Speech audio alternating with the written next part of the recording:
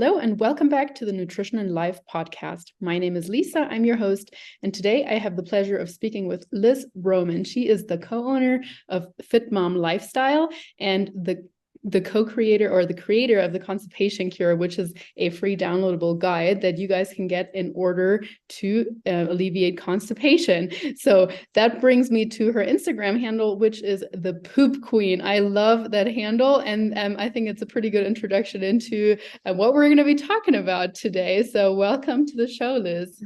Thank you so much. Thank you for having me on.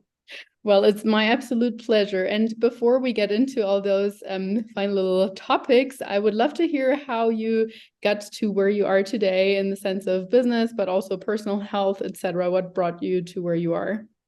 Absolutely. So I think like anybody in the functional nutrition space, we get into it because of our own story, our own journey, our own struggles. And I was chronically constipated for 8 years.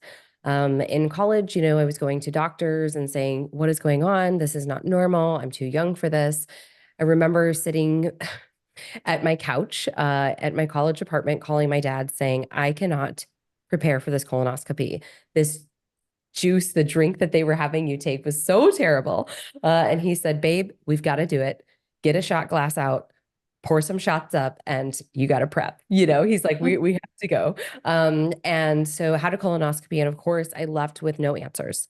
The recommendation was drink more water, eat more fiber, maybe remove FODMAPs and take Miralax. And it worked, but it was also very painful. So for anybody who has struggled with constipation and you've taken something like a Miralax or a very strong laxative, it can inflict a lot of stomach cramping, a lot of pain, and then you're going to the bathroom almost too much, right? It's like a full clean out. And I just thought there's got to be a better way to live. This cannot be normal. I was also at the same time struggling with a lot of other symptoms. So I was a little over 200 pounds. I was dieting. I was going to the gym, trying to lose weight. It was happening very, very slowly. And in order for me to get weight off, I was being over obsessive, if you will. I didn't have a good relationship with food. I was eating as little as I possibly could. And then I started going to the gym twice a day. So very much the undereater, overtrainer, which I know now can, mess with our hormones a lot. And I also just felt fatigued. I was exhausted. I was tired all the time, brain fog. I had dry skin. I started dealing with like skin spots on my back as well. And so, long story short, I went to a functional doctor after not getting any solutions for several years. And I was diagnosed with Hashimoto's. Ironically, this was my second autoimmune condition diagnosis because when I was 11 years old, I was diagnosed with children's rheumatoid arthritis. Went through a lot of things for that, but ultimately I was healed and, was really doing well and thriving. But in, my early 20s, this second autoimmune condition came, and it was really a turning point for me. And I thought, I've got to figure this out. So I started studying nutrition on my own. And that was, oh gosh, like 12, 13 years ago now. And I left my corporate job in 2015 to do what I do today. And, over the course of the years, I actually did a little research on you, Lisa. We have some similar certification, but over the course of the years, I've really become passionate about the functional side of things. Gut health, first and foremost, utilizing functional testing, blood work, GI map stool test, or other diagnostic stool tests, things like that. And, of course, hormone test, because with conventional medicine, it's almost as if they are just looking for a label for people. Or maybe you go and you share your symptoms and you're like me and they fall on deaf ears. You're basically left with no help. Figure it out on your own, come back in 6 months, take Miralax. That's all we have for you in terms of, an answer. And I also can remember talking with my OBGYN about my weight loss struggles. And she just told me two things. Number one is that I wasn't eating in a calorie deficit. And I even pulled up my fitness pal and showed her, yes, I am, and I'm going to the gym twice a day. And she said, well, then you might want to drop your calories a little bit more. And she said, you also seem like you are, a little bulkier. So you just kind of big boned. And I thought, what the hell? Like, what kind of bedside manner is this, And so I really got fed up.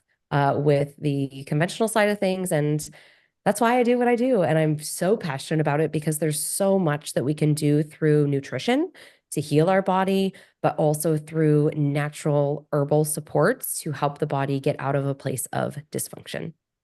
I love it. I absolutely love it. Thank you for sharing all of that with us. And what I haven't mentioned yet is that, well, as someone I've had on the podcast a couple of weeks ago, Becca, is your business partner. And I think that combination of hormones and gut paired with just the overall umbrella of like, hey, calories, macros, etc. I mean, that is beautiful and perfect, essentially. You can really tackle every issue or every client's issue, from any angle. And it also just exemplifies that it's really a holistic picture.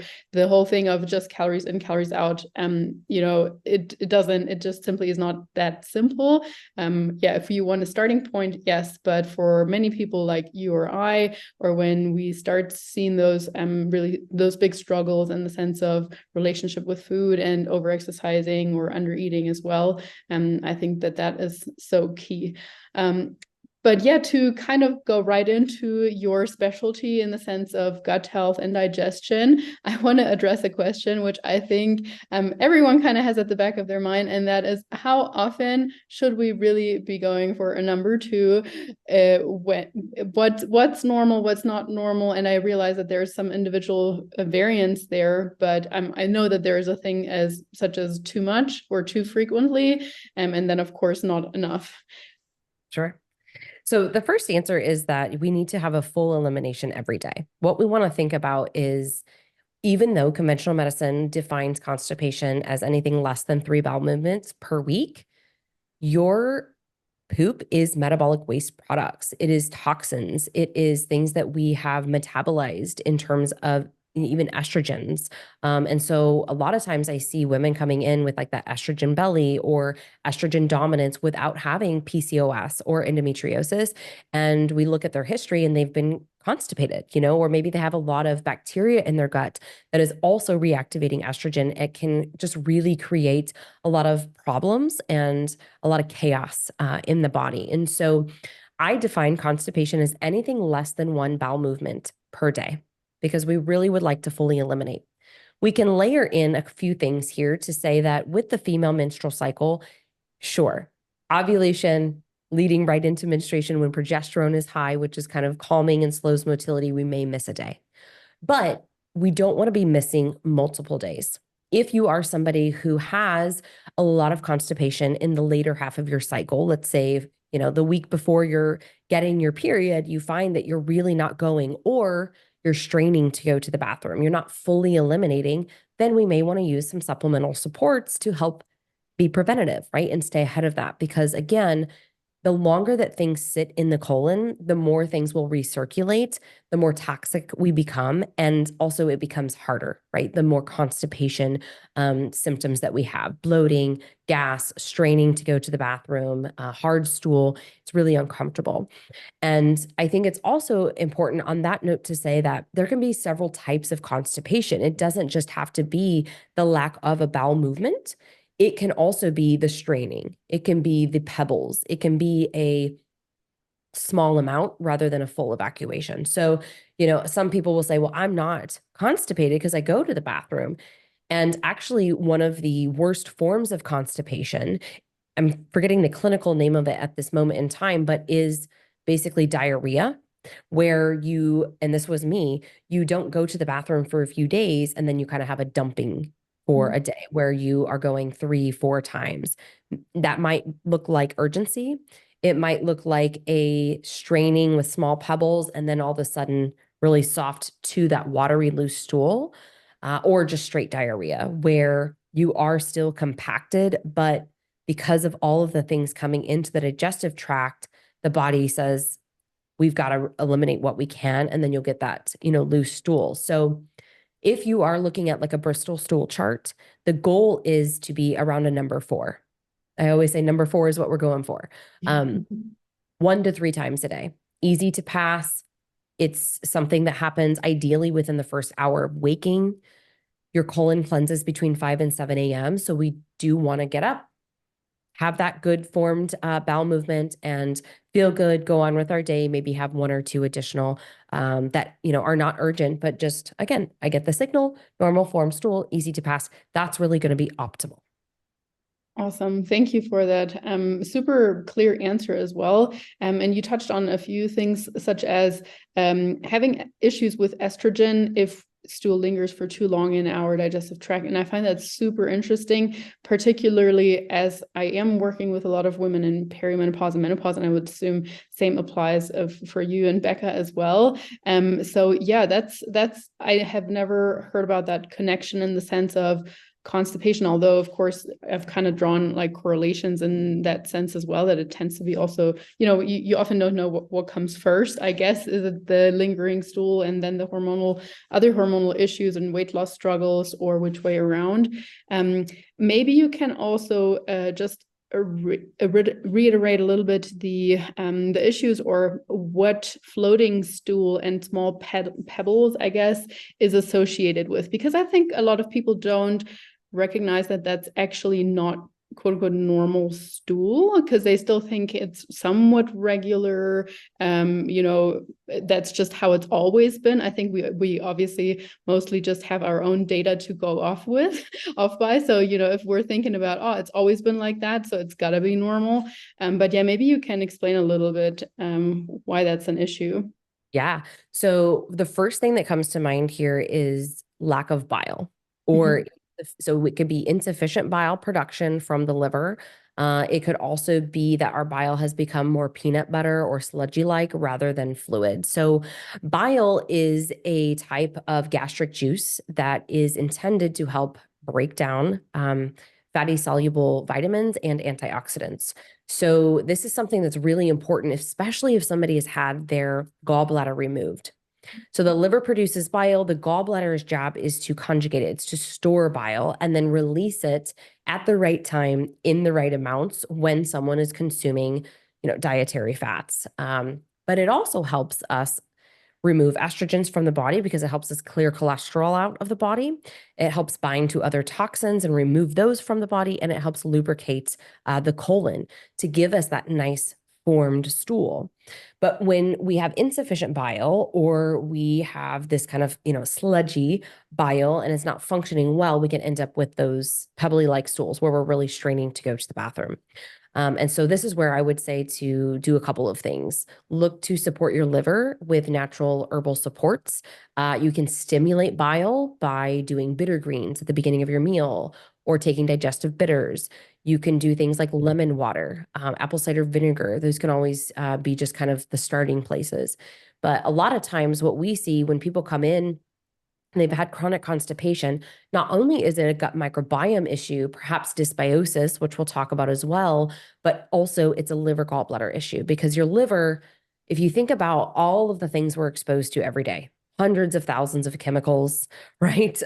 Things that we ingest, things that we inhale, things that's, just are around us in our environment, on our skin, things like that. The liver is having to process all of that. And we can really easily become burdened and have poor detoxification abilities, and that's going to impact bile as well. So, we want to think about supporting the liver and reducing, our exposure to things like herbicides, pesticides, endocrine disruptors, tap water, things like that, and then giving the body the nutrients that it needs to keep that bile moving fluidly. That's a very good practical takeaway, I think, and people can really, apply or think about which applies to them, I guess. Now, when it comes to constipation, I'm sure you have some recommendations as for how can we prevent that long term. What would be the main pillars there? But also, if we're constipated right now, sometimes we just want quick relief. And of course, you can go and get a laxative or whatever. But if we want to try and go the natural route, or there might be easier ways, what would be your recommendations there? Yes. So let's start with, if I am constipated right now, what are things that I can be doing? I'm a big advocate of food first. So as a functional nutritionist, right, we know that there are so many herbs and supplements and things we can do to support. But if you are, number one, not well hydrated, you are still going to struggle. Hydration is key. it is the most vital nutrient to the body. And it also helps us in terms of, not just softening the stool and passing things through the colon or the digestive tract, but it helps create gastric juices, right? You can't really expect your body to be fueling efficiently with minimal gas, right? And so we need water, we need electrolytes, specifically, we need sodium. And so that's going to be tip number one. Number two, if you're at home right now and you're like, okay, what are things that I could be doing that are in my kitchen, that I can incorporate? 2 kiwis a day actually has been shown in research to work as more of like an osmotic laxative. Warm lemon water upon waking or any time of the day can stimulate digestion. You could also use, and this is not necessarily something that tastes great, but you can use olive oil or MCT oil. Both of those. So you could take a shot of that, 1 to 2 ounces of that before bed. You could do the same in the morning if you don't get a normal formed stool. But we always want to think about the foundations, and those would be kind of like the quick things that you could maybe look or maybe have on hand, at home. Otherwise, to triage constipation, I would recommend, because it's widely available and you can get it at most stores near pharmacy, is magnesium calm. So this is magnesium citrate, and it's going to pull water into the bowels, assuming you're hydrated. And so this is what we call the osmotic laxative that can help you, go to the bathroom. But I don't want you to rely on that long term. Magnesium citrate, it's something that can, if you are just relying on it and you're doing heavy doses of it over time, create lazy bowel. And we don't want to do that. So if you wanted to do something like magnesium glycinate at higher doses, the really cool thing is that first it's going to go to the neurological system, and then it's going to, help fill in any gaps, because magnesium deficiency is a root cause of constipation for many people and also just a problem for a lot of symptoms in general. So I do like magnesium bisglycinate, but again, in that moment of triage, I would use the citrate. Awesome. I did not know that in the sense of not taking magnesium citrate long term. So that's really interesting that kind of creates, what did you call it? Lazy bowel? Yeah, we can kind of become reliant on it. Like where our bowels are not, the nerves are not functioning well as they should be, or, it's impacting our natural motility. And, just thinking about all of the different things that happen in the digestive system. We have these kind of 90-minute cycles, like peristalsis is what it's called. So these wave-like motions to push things down and through the digestive tract. And, when we're relying on something that is just going to do the job for us, whether that's Miralax, which, by the way, most people don't know 2 things about Miralax. Number one, it can create lazy bowel. And it even says, like on their website, you shouldn't be taking this daily. Yet many people do. I think it says 3 to 4 days. I could have this wrong, but I think it's 3 to 4 days a week is kind of what it's kind of safe for. But they also say to cycle it. So that's one thing about Miralax. The second thing is that pediatricians advise parents to use this, but it's not approved, FDA approved for kids under 2. So it begs the question, then why it's the #1 pediatric recommended laxative. It's quite frustrating. But then the other thing is we have to look at what is in Miralax, something called PEG 3350, polyethylene glycol 3350. This is used in brake fluids and antifreeze. It's very harsh, not something that I, want to be taking, but these are things I didn't know, and I did take it when, I was constipated, because of course you're just looking for that really quick relief. So my preference is, the magnesium calm, the citrate on, those triage times, but you always want to be cycling things. You don't want to become reliant on anything. And that actually is going to go alongside something that I think is important to call out with any supplement that you're taking, whether that's a protein powder, it's a collagen that you're taking, a greens powder, kombucha that you're drinking. If you're always taking the same products, the same foods, or the same supplement with the same ingredients, we can create something called monocolonization. And so we start to lack diversity in our gut microbes. And so when we then are exposed to maybe new fibers or new strands of prebiotics or probiotics, we don't have the bacteria to break those things down. So I'm always talking to my clients about diversify your diet, rotate things. We rotate probiotics, we rotate prebiotics, we rotate, everything essentially, because we want to really create a diverse microbiome through diversity of our food and also supplementation. Awesome. Yeah, I think that's important to point out, especially for people. I mean, when it comes to starting a weight loss journey, I think it can be helpful simplifying things sometimes and finding, your staple meals, or just having go-tos basically, because we're all busy in our day-to-day lives. So just grabbing and going is often the best thing we can do. But in that, we probably often get caught in just sticking with the same foods and eating the same thing over and over again. But like you said, it can be simple swaps, just like, if you have your oats and maybe rotating the fruit that you have with it, or the same with your dinner, maybe instead of always having broccoli, which is awesome, but maybe changing that for some asparagus from time to time, or, whatever. So really cool tip here.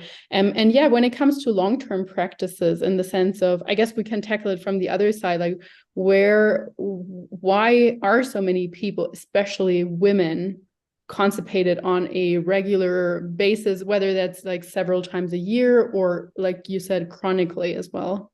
Yeah. So I think our hormones do play a really big role, obviously. So there can be a few factors coming to play here, but there's many things that can, cause constipation. And I think the number one thing that we have in our society today is a pandemic of the go, go, go. Mm-hmm. I'm never slowing down. I'm not chewing my food well. I maybe don't make time for myself even to eat, right? I'm on this very erratic, fly by the seat of my pants eating schedule. And so when we think about the foundations, a lot of times when people come in, it's like, tell me what supplement to take. I'm not giving you any supplement recommendations until we can talk about, are we hydrated? Again, I always come back to water because so many people really walk around dehydrated and don't even know it, right? They struggle to get their water in. But we have to think about our behaviors that are going to support proper motility and digestion in general. Because when we can do that, we can also support nutrient absorption. So I have a little saying that I share with a lot of people, and that is, it's one thing to ingest food. You might come in and have the perfect diet, but it's another thing to digest food. And this is especially true. Like I have some clients that are like bodybuilders, like, physique competitors. They have great diets, right? They're not eating mounds of sugar and fast food and all of those things, but they're not absorbing their food. They're not actually digesting their food. And so some of the behaviors that are going to play a role in this is, number one, eating hygiene. So are you able to sit down with your meals, take 3 to 5 big breaths to signal your nervous system into that rest and digest state? That's really crucial because many people rushing out the door, eating in the car, whatever it might be, at their desk, working, right? Just always distracted. And then the second piece with eating hygiene is using your teeth as your mechanical digestion. So we have mechanical digestion and we have chemical digestion. Your teeth are your mechanics. If you're eating in a rush distract state, I can guarantee, or I would bet a lot of money that you're not properly chewing your food, right? Are you chewing food well enough that it is more of like a smoothie consistency before you're swallowing? And I'll be the first person to admit this is hard. Practice it, it's real hard. And I'm guilty of these things too. And I'll catch myself. Whoa, sister, like slow down. Or sometimes I will say to myself, okay, I have 10 minutes. I know that I cannot sit down and have this meal that I would like to have right now before my next call. So I can have a quick, easy to digest snack of some sort. And then I'll come back for the meal when I can sit down. Because if you're not chewing your food well, you're putting a lot of pressure on your chemical digestion. And when we think about chemical digestion, there's a few things that are involved with this. One, in your mouth, you have saliva, which has digestive enzymes, and that's going to help you start to break down some of your foods, your fats, and your carbohydrates. But then when it enters into the stomach, we need something called stomach acid or hydrochloric acid to help us break down amino acids, proteins specifically, and other foods, as well as signal our pancreas to give us pancreatic enzymes, in addition to what the saliva gave us. And bile is another gastric juice here that we've already kind of touched upon that comes from your liver and your gallbladder. But when we are eating in this rushed state, we're constantly stressed, we're in that fight or flight, digestion is not a priority to the body, right? Like I remember I made this reel a few years back where I'm doing like the mom thing. My child was probably like 9 months old. I've got his diaper bag, I've got my Starbucks, and then I got my first form protein bar, and I'm rushing out the door, right? My body is not at all concerned at digesting that food, right? It's concerned about basically what it feels being chased by a bear. Like, let's get the shit done. Let's get to where we need to go. And so that is going to be huge because stress in of itself will lower our secretion of those chemical gastric juices. And so that's kind of why I go back to the stress is the number one thing, and then obviously we think about from a behavior standpoint, the eating hygiene. So that's kind of like a long answer, but I think it's really important if you could just walk away from this podcast thinking, let me sit down with my meals, take 3 to 5 breaths, and focus on chewing my food really well. You'll probably find that one, you're less bloated and gassy, but two, you have better nutrient absorption and therefore better bowel movements. Really great that you're pointing that out. I think it's quite common to see that a client goes on vacation and they actually eat more than they usually do. They feel like they did poorly or they have a guilty conscience, but they come back and the scale might be down and they're like, whoa, what's happening? Or they're even realizing, well, I was able to go to the bathroom every day and that never happens. So yeah, I really like that you're pointing that out because I think it just makes sense. Like when we're stressed, we take on this like kind of coward position, we're hunched over. Sometimes we might even like hold our midsection, like everything there is just tight. And so it's no surprise that things can't pass like very fluently, I guess. And yeah, I also like that you said when you're very stressed and rushed, you still have a little something that's easy to digest and then you have your meal later, because I do think that a lot of women, they just push through. They think, oh, I'll eat later, and then it's 4 p.m., 5 p.m., they come home and either they want to eat everything that's in sight or they just can't, quote unquote, can't catch up with their calorie requirements anymore because of course, like between coming home, doing stuff there and putting your kids to bed, and then you don't want to eat too close to bedtime either. So that's a really good point of just like acknowledging, right, not every meal needs to be or I don't need to make a ceremony out of every single meal. I can have something that's a little bit more easy to digest in the meantime, but then I will still make time for that meal later on.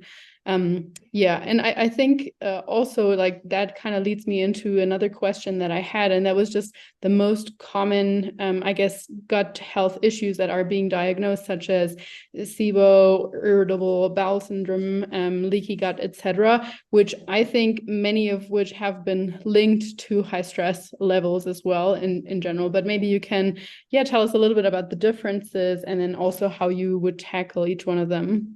Yeah, for sure. So let's start with IBS because I love this conversation around the blanket diagnosis. Okay, so you go to the doctor and you're saying, I'm having these symptoms. They maybe do endoscopy, they maybe do a colonoscopy, they maybe do an ultrasound. It really depends. I've seen across the board all kinds of things with my clients, where we have some really good GI doctors and then we have some others that are just very lax and don't give them the time of the day and say, you have IBS. So the patient leaves with a diagnosis, yet nothing to do about it. IBS is really, again, it's a blanket catch-all. It's we don't know what is going on with you. And a lot of times when we see clients coming in and we look at their stool test, we'll see a few things. We'll see digestive insufficiencies. So perhaps, again, this person has been very stressed and, their body has been trying to keep up, but they're not. The pancreas is not doing its job. And so they're experiencing a lot of this bloating and distension and kind of uncomfortable feeling after they eat because their pancreas is not giving the digestive enzymes to break things down appropriately. When we're not able to do that, we also have inflammation that can start to happen in the GI tract. And, this is really important because your GI tract not only helps you break down, digest, and absorb your food, it also houses 80% of your immune system. And so the immune system starts to become overworked and stressed, right? We start to lose our ability to fight viruses, bacteria, parasites, things that we're exposed to every day, all day long. And then that eventually leads to infections, right? And so this is where we get into the conversation of dysbiosis. What bacteria in my microbiome are out of balance or maybe, really overgrown, causing a lot of problems and leading to either constipation or diarrhea, because again, with IBS, they can typically say IBS-C for constipation or IBS-D, diarrhea. They don't know. So it's a BS, in my opinion, catch-all diagnosis. Like, let's look at what is the root cause, what's your microbiome doing, and what is the health of your microbiome. And so we do that with functional testing. It's a stool test that people can do at home. Gives us so many answers and so many insights into what is going on and how that would be contributing to their symptoms. And not just GI symptoms, by the way. When we're looking at the gut microbiome, all of the different microbes help us break down and digest things like lactose, right? People think they're lactose intolerant. They have a problem with dairy. And it's not, in fact, that it's the food that they're intolerant to. It's the fact that they either lack the digestive bacteria or enzymes to break those things down. And so therefore, they're causing a reaction. Or the immune system, because it has been so worn out and there's this leaky gut, it's allowing things to get into the bloodstream. The immune system's mounting an attack, or chemical warfare is what we prefer to call it, that is making this person feel very bad and inflamed, and joint pain, brain fog, fatigue, hormonal imbalances, skin issues, all kinds of things can happen because of this. And so we want to balance the microbiome. Right? We want to look at what's really going on with this person. You mentioned SIBO, which is something that's, in my opinion, people will think that SIBO is a root cause, and SIBO is not a root cause. SIBO is small intestinal bacterial overgrowth, and it's typically bacteria that's overgrown that actually is commensal to the body. But too much of a good thing is not a good thing. And this can produce either methane gas or sulfur gas. And so they typically, in the conventional medicine world, will have people do a breath test. And if they, do this breath test over the course of 3 hours, reach certain levels of the methane gas, for example, now you're diagnosed with SIBO. And their treatment is typically 2 antibiotics. Same thing with H. pylori. This is a type of bacteria that can burrow in the lining of the stomach. That damages our parietal cells, which produce stomach acid. And their treatment is 2 antibiotics with a proton pump inhibitor to suppress stomach acid. And a lot of these people relapse because the bacteria form fortresses around themselves called biofilms. You are a nice host. You feed these bacteria what they want. Probably give them sugar, you give them different fats, right? Different types of proteins or carbohydrates. They're happy and they don't want to go anywhere.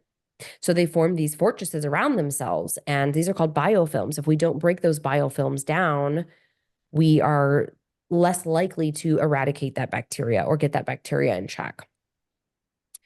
The other thing with both of these groups is that we can have antibiotic resistance. And so we can see secondary infections. We can see that actually things get worse because of the antibiotics. I've seen that several times in terms of H. pylori. That's difficult to, eradicate. And so what we want to look at is, why were these things allowed to overgrow in the microbiome in the first place? What is going on with my lifestyle? What is going on with my stomach acid? Many people think that if they have heartburn or acid reflux, it's too much stomach acid. For 9 out of 10 people, it's opposite. It's too little stomach acid. So when we have too little stomach acid, we really struggle in several ways. Stomach acid is very protective to us. It helps us kill things off within about 15 seconds. It's actually so acidic that if you were to present your your finger to stomach acid, it would burn your skin off down to the bone. I mean, it's very, very acidic because it's meant to break things down and emulsify foods into these tiny, tiny particles that we can absorb. And so when stomach acid is low, we are more susceptible to infections taking place. These bacteria can survive that environment because it's not as acidic as it should be. And that's kind of how all of this starts. So even when I have people coming in saying, hey, I did antibiotics for H. pylori or I did antibiotics for SIBO, but I relapsed, my question to them is, what did you do to repair your gut microbiome? And did you focus on bringing your stomach acid levels up to ensure that they're nice and robust? And conventional medicine misses the mark on both ends for those things. And that's a lot of times why we see people relapse. So we're always looking at, the person, their lifestyle, their diet, their stress. And then again, from their testing, what is it that they need to not only eradicate the bacteria, but also then to rebuild, repopulate, repair, and prevent things from happening again, right? Keeping those things that you've changed in place so that you don't relapse. Awesome. Thank you so much. My question here would be, how do we bring up our stomach acid? Is there, like, in terms of nutrition? Sure. So first and foremost, you can stimulate stomach acid naturally with apple cider vinegar. So you could do that 2 ounces a day, split that up. It's pretty acidic, right? I like to put it in some water to dilute it. And obviously it's acidic, so sip it through a straw. Have to say that for the dentist, right? But that could be something that can help, support gastric secretions and stomach acid. Outside of that, we do present hydrochloric acid in the form of a supplement to clients, as long as they are not having heartburn or reflux for at least 2 weeks prior. So, for example, if people who come in, they're been on a proton pump inhibitor, this acid reducer for 19 plus years, we have to wean them off of that medication and then start to repair the upper esophagus, the upper GI tissue. And once we've done so, now we can bring in hydrochloric acid, like betaine HCl is be more of the name for that from a supplement standpoint. And you take that to tolerance. So you kind of titrate up to see, okay, if I'm taking, typically they come in like 150 milligram capsules. If I'm taking 3 of these, is that enough for me? Maybe I need a lot. Upper limit is like 6,000 milligrams per meal. Stomach acid is that important. So we titrate up, we find that level of tolerance. What we're looking for to know that, okay, this was a little bit too much, would be reactions like excessive burping, clearing your throat, feeling that heartburn, acid reflux kind of sensation, and then you would back down. So if someone, for example, got to 450 milligrams per meal, they felt that, they would back down to that lower dose and hold there. But I think in terms of just general population, because you really should do that tolerance test with a practitioner, supporting your stomach acid by stress management and apple cider vinegar, lemon water, things like that can be a good starting place. Awesome. Thank you. You mentioned a couple of things earlier. So firstly, in your own journey, you said you were eating super low calories, and I assume, or you mentioned that your like typical client also might be over-exercising, under-eating, etc.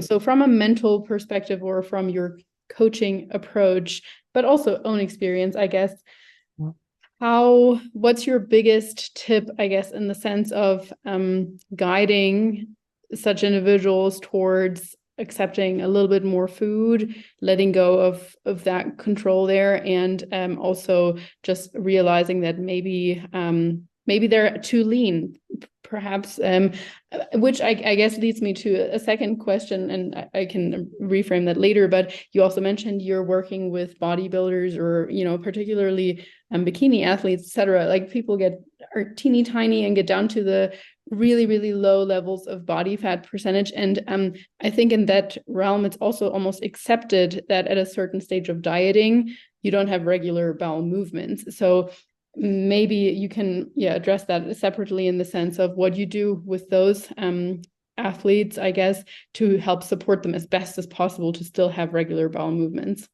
Yeah. So I'll answer the first part of your question in terms of being underfed. This is what I call, you're undernourished, but most importantly, it's deprivation dieting. That is exactly what I did. I deprived myself of the nutrients that my body needed. And I did this in 2 ways. I did it first with calorie restriction, but the second way was I was doing a lot of processed foods. And so eating things that were frozen meals, convenience protein bars, things like that, a lot of synthetic ingredients, preservatives, fortified, painted on, fibers and vitamins that our body does not recognize. We do not, for example, when people are eating all these like fiber one bars, I remember I would eat those all the time, right? That is not the same type of fiber that you're going to be getting in an apple. Your body doesn't recognize those things. Again, we need to remember they're man-made.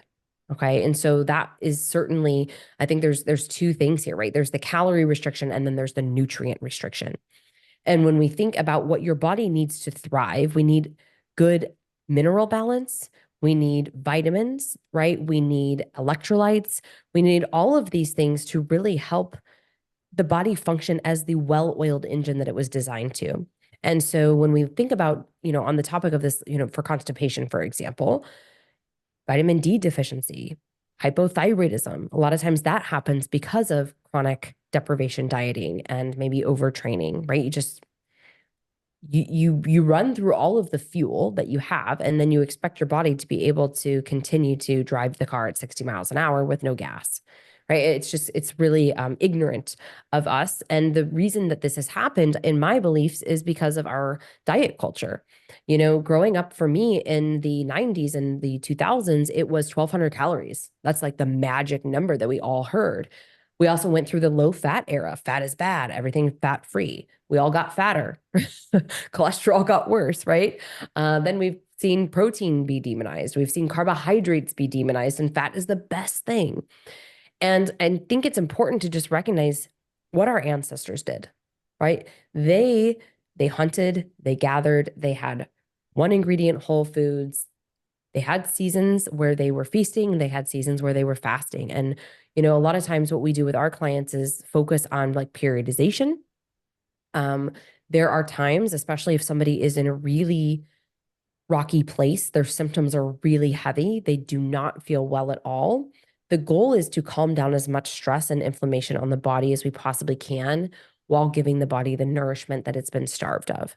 And if you can do that, and you can do that in the right way, this is going to depend upon the body type, how fast or slow we go, and also the mental health of that person, how fast or slow we go. We got to get you nourished, because you will just continue to spin your wheels. You're probably going to start gaining weight if you haven't already. You're probably going to start noticing that you are fluffier, you have more water retention, you're catabolizing muscle. So you're losing muscle, you're losing strength, even though you might be doing the same thing that you were doing a year ago when you were really lean. And so we want to maximize your nutrient abilities, nutrient absorption, nutrient intake, and nutrients in terms of fuel, right? How are you efficiently burning those things? So coming into the second part of the question here, in terms of like the bodybuilders and physique competitors, we see a lot of gut health issues with them because of, yes, the stress, but also monocolonization. They're eating the same thing all the time. One of my greatest stories, I haven't shared her testimonial yet, but it was a lady that worked with me. She came in, she was having those really hard, pebbly stools. And we identified several things for her from blood work that were off. Her thyroid was a little bit slow. She was actually storing too much iron, which indicates a lot of inflammation in the body. And she had a very limited diet, because she said, I get constipated if I have more than 14 to 17 grams of fiber. I said, okay. So I didn't tell her what we were doing in the first phase. I give the meal plan, the sample day, the swaps, and I said, I don't want you to track your food. I want you to eat according to this, and let's see what happens. Little did she know she was eating about 45 to 50 grams of fiber a day, and her bowels unlocked. Wow. Oh my gosh, I'm having 3 bowel movements a day. We also supported her liver. We supported bile flow, things like that as well. But it was really cool. On our wrap-up call, 2 things here. One was like, I was wrong. It wasn't fiber, right? Fiber is definitely something that I need, and it helps me a lot with these bulky, solid form stools. And then the second thing was her physique coach came on the wrap-up call, and we were able to have the conversation of just how, even with her eating more and eating a very diverse diet, her body composition has already changed. Her physique looks better than it did before she started, because she had a lot of infection, she had a lot of inflammation, and she was not absorbing things well. So a lot of insufficiencies, kind of like a trio there. And so if we can give the body what it needs to be able to break down, digest, and absorb nutrients, we're going to have a much better physique, glowing skin, right? I mean, it's just across the board, better balance with our hormones because we are going to the bathroom every day. We're getting all of that metabolic waste out. Fiber is really important. You know, it's like a magnet to latch onto toxins and all these things that we need to get them out of the body. So I think it's pretty cool, but you got to trust whoever you're working with. You know, you have to trust the process. You have to be, I think, in great communication, communicate the fears. If you're coming from that place of, I have a fear of gaining weight, you may need to allow yourself, you know, permission to step away from the scale for a period of time to focus more on your biofeedback and maybe your photos rather than the scale, because the scale's just a bitch. That's a wonderful way to wrap that up. But thank you so much. I am honestly also very surprised with the story of increasing fibers that much from 15 grams to 45 or so. Especially, well, I don't know. I guess that's a question I might have. Did you gradually increase that, or literally, more or less from one day to another? Yeah, you're going to want to gradually increase it for sure. You don't want to hit your microbiome with a ton of fiber if you are constipated. Hey, sorry guys, my little guy just got home from school. But yeah, you really want to gradually increase that and you want to diversify that. So there's also different types of fiber, soluble, insoluble. Some are going to be more bulk forming. Some are going to be, helping you loosen things up. So this is, kind of what we mentioned before about I'm a busy mom and I'm an entrepreneur and I like the things that I like. And we do find those easy go-to meals. Think of 1 to 2 new foods per week and think of things that you could do, easily. So for example, you're having a yogurt. Okay. Don't buy the same yogurt and eat that every single day, right? Maybe try a different brand, or, if you're looking on the back, they have different probiotics in them, right? Different flavors. But more importantly, you could do something along the lines of rotating chia seeds to flax seeds to pumpkin seeds to hemp hearts. It's a convenient snack that I have, but now I've just given myself different types of fiber, different kind of dosing of the EPA, DHA types of fatty acids, all those types of things. And it could be that simple. It could also be as simple as, hey, this week I'm going to add more cilantro for taco night, right? I'm going to do a mango salsa or a pineapple salsa. And I think it's important too, on my Instagram, I've talked about this before, but there's many foods that have natural digestive enzymes in them. Papaya being one of them that's phenomenal, but also like pineapple. And those are really easy things that you could add in. I know a lot of people might fear the sugar from the fruit there, but God made these foods for us in nature to give us what we need: vitamins, minerals, fatty acids, amino acids, all of the things, but we don't eat enough of the good stuff. I think that's one of the biggest things with our society. And I do see many people with gut issues because of the processed foods, the lack of fiber, and, again, just the body is not able to assimilate any type of nutrients from these fortified, I call them Franken foods. And so that would be another really big thing, is kind of evaluate how many processed foods do I have compared to how many things am I eating that are more one ingredient, wholesome foods. I don't love when people are like, how many labels are you buying? Well, I'm buying a label when I'm buying chia seeds. I'm buying a label when I'm buying Greek yogurt. Come on now. Like, what we need to think about is I always say, like, turn it around, look at the ingredients list. If I have more than a couple ingredients there, I want to minimize my exposure to those things as much as I can and really try to focus on just minimal ingredients and wholesome food.